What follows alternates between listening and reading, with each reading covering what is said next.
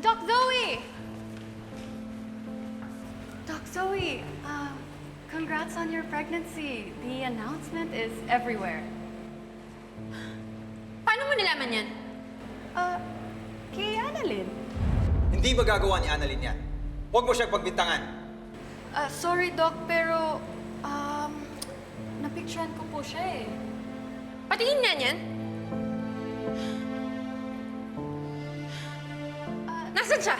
Nasa CR pa rin po siya.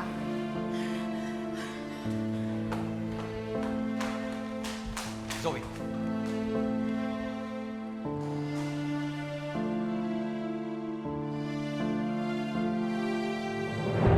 Zoe, Annalyn, buti dumating ka. Ano ibig sabihin nito?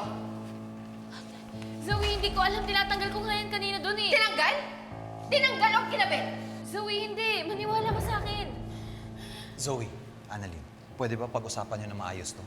Annalyn, ikaw lang nakakaalam about this. I trusted you. Ikaw lang pala sasaksak sa likod ko. Zoe, hindi. Please, maniwala ka sa akin. Hindi ko magagawa yun. Ikaw ang nagkalat na buntis ako. Gusto mo ako sirain? Alam mo, uunahan ka Tama na! Zoe, maniwala ka. Hindi ko magagawa sa'yo. Tinanggal ko nga yan kanina eh. Ay, sorry, Dok ha. Mangingialam na kami.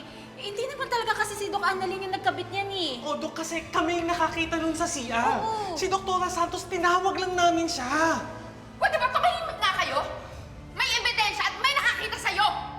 Sino? Si Daphne. May picture siya. At naniwala ka naman kaagad. Zoe, pinoprotektahan kita. Hindi ko magagawa sa'yo to. Ikaw lang nakakaalam ng test result ko. Annalyn, I trusted you. Ikaw lang pala yung sasaksak sa likod ko. Zoe, maniwala ka sa akin. Hindi ko magagawa sa'yo yun. Hindi ako traidor at alam kong alam mo yun. Zoe, makinig ka sa kapatid mo. Hindi ko na alam. All I know is ikaw lang may alam about this. Zoe, please makinig ka sa akin. Nung nakiusap ka sa akin na huwag ko sabihin kahit kanino, kahit kay tatay, hindi ko sinabi. Nirespeto kita kasi kapatid kita, pinoprotektahan kita. Pero Annalyn, ikaw lang may copy ng test result na yun! Ano gusto mo isipin ko? Actually, Zoe, nawawala yung test result sa bag ko. Hindi ko alam paano nawala.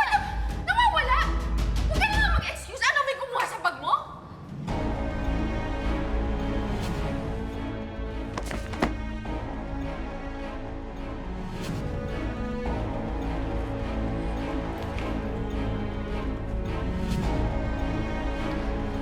Sino yung sinabi mo nagpakita sa'yo ng picture ko? Si Daphne.